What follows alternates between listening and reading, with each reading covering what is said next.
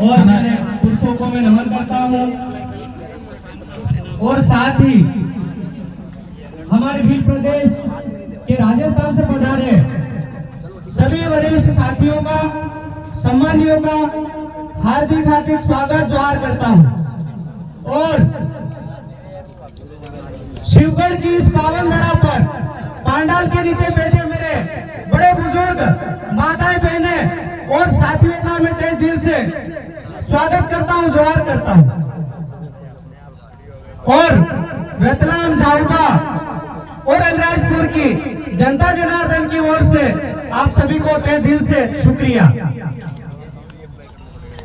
आज के ही दिन हमारे समाज, समुदाय और संगठन और हमारी पार्टी को मजबूती देने के लिए हमारे बीच स्वर्गीय जगदीश दादा पांडुरंग तो नहीं है, पर मैं उन्हें भावपूर्ण श्रद्धांजलि अर्पित करता हूं। उनको क्या कमी थी या ऐसा क्या लगा कि उन्होंने हमारे समुदाय, समाज और पार्टी की एकता और अखंडता के लिए अपना सर्वस्व बलिदान कर दिया, न्योछावर कर दिया। आज का दिन बड़ा दुखदायी भी है और अच्छा तो मैं नहीं कहूंगा, एक योग संयोग से आज ये बैठक रखी गई है, सभा रखी गई है, पर पार्टी को स्थापित करने और उसको ऊपर उठाने के लिए आज के दिन ही इतने बहुत ही दुखद जो घटना हुई थी वो हम सभी के लिए बड़ी दुखदायी और बहुत ही बेकार है, जिसमें हमारे दादा जगदीश भाई पांडुरंग शहीद हो गए और राजस्थान यानी कि भील प्रदेश के क्रांतिकारी क्रांति भाई रोड जो कि अच्छे से बोल भी नहीं पाते हैं। साथियों, आज का जो परिदृश्य है, जो वातावरण है, इस देश का जो माहौल है, वो हमें बड़ा विचित्र और हमारे अनुकूल नहीं लगता है। इसके पीछे कारण है कि इस देश में यानी कि हमारे देश में एक गृह मंत्री का काम होता है कि यहाँ की जो नागरिक है, यहाँ की जो जनता जनार्दन है, उनको सुरक्षित रखे।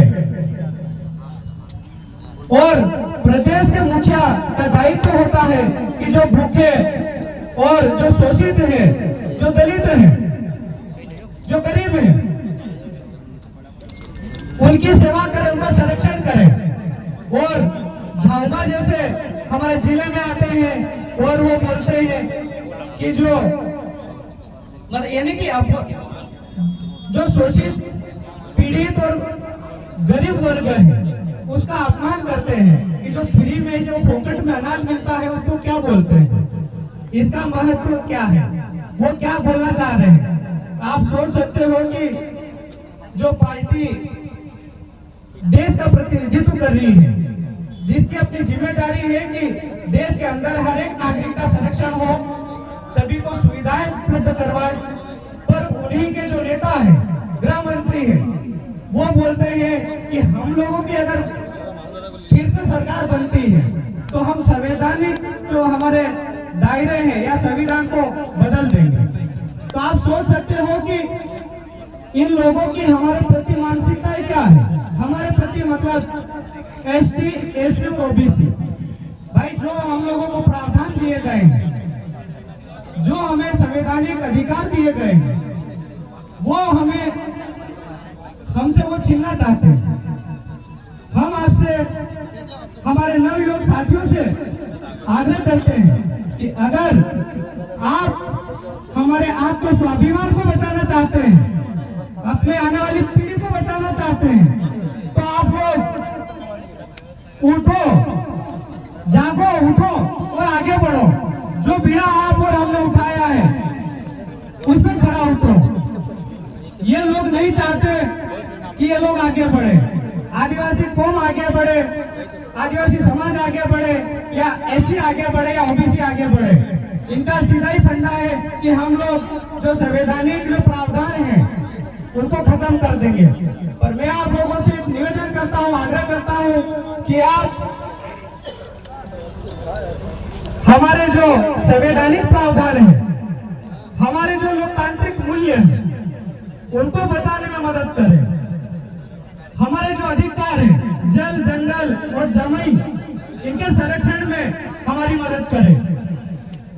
अगर आप और हम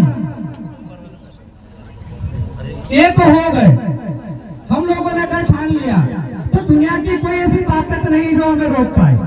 बस हमें आगे सकारात्मक विचारों के साथ आगे बढ़ने की आवश्यकता है। अगर हम पार्टियों की बात करें तो दोनों ही पार्टियां हमारे अनुकूल नहीं है। कांग्रेस हो चाहे बीजेपी, ये एक तराजू के दो पलड़े हैं। एक नाक नाथ है तो एक सांप नाथ है। नाग और सांप का जहर तो उसी समय जिसको भी वो काटता है वो उसी का असर उसी समय दिखने लग जाता है। पर इन पार्टियों का असर हम पर नहीं दिख रहा है। वो धीरे धीरे हम लोगों को मारना चाह रहे हैं, यानी कि या तो विघटन करके या किसी भी तरीके से। तो मेरा आपसे निवेदन है कि आप कैसे भी करके भारत आदिवासी पार्टी का समर्थन करें, सपोर्ट करें और इनके जो बुरे इरादे हैं, जो ये चाह रहे हैं हमें खंडित करने का, उनसे हमें बचाएं। और हम लोग शिक्षा की बात करना चाहते हैं, स्वास्थ्य की बात करना चाहते हैं, पलायन को कैसे रोका जाए वो बात करना चाहते हैं। किसान साथियों की, मजदूरों की कैसे हम लोग मजदूरों को कैसे रोजगार दे सकते हैं वो बात करना चाहते हैं। बेरोजगार साथियों को कैसे रोजगार दे पाए हम वो बात करना चाहते हैं। ये दोनों पार्टियों के जो नेता है, राजनेता हो चाहे केंद्र के नेता, वो अपने मुद्दों से भटक चुके हैं। वो सिर्फ और सिर्फ आज जो बात कर रहे हैं तो दोनों पार्टियों के ऊपर जो आरोप प्रत्यारोप है वही चल रहा है। एक विधायक दूसरे विधायक को बोलता है खनन माफिया, रेत माफिया, शराब माफिया, 10-10 मर्डर का इल्जाम लगाते हैं। तो ये इनकी नैतिक जिम्मेदारी नहीं है। बात करना चाहिए लोगों के हित के लिए आप क्या कर सकते हैं, वो बात वो करना नहीं चाहते। उनके पास मुद्दे नहीं है। लगभग 35 साल से वो सत्ता में रहे। वर्तमान जो हमारे कांतिलाल जी भूरिया प्रत्याशी है कांग्रेस से, आज उनके पास कोई मुद्दे नहीं है। वो सिर्फ और सिर्फ बात कर रहे एक दूसरे के ऊपर आरोप और प्रत्यारोप की। हम लोग चाहते हैं हर ब्लॉक स्तर पर बेहतर शिक्षा की व्यवस्था हो, वहां पर निःशुल्क कोचिंगों की व्यवस्था हो, ब्लड बैंक हो। और किसान साथियों के लिए जैसे ही रबी सीजन आता है, सितंबर से लगाकर फरवरी, उस दौरान खाद की बड़ी किल्लत होती है, मारामारी होती है। ये लोग बोलने के लिए तैयार नहीं होते हैं, पर हमारे जो जनप्रतिनिधि है हमारे बंधुओं के बीच में कंधे से कंधा मिलाकर खड़े रहते हैं। उसी दौरान बिजली की बड़ी मारामारी होती है। मैं उस विभाग में काम भी कर चुका हूँ, पर ये जो नेता है ये बोलने के लिए तैयार नहीं रहते हैं। उनका काम है एक दूसरे के ऊपर आरोप प्रत्यारोप करना। वो ये नहीं चाहते कि ये युवा साथी है, ये युवा पीढ़ी है, वो आगे बढ़े, पढ़े लिखे आगे आए।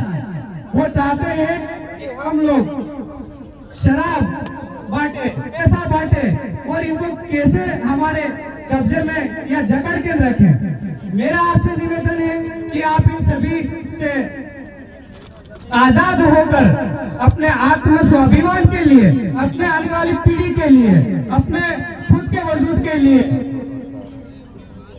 खड़े हो, आगे बढ़े और भारत आदिवासी पार्टी की मदद करें, यानी कि हम हमारे स्वयं की मदद करें। जय जवान, जय वीर प्रदेश, आपकी जय।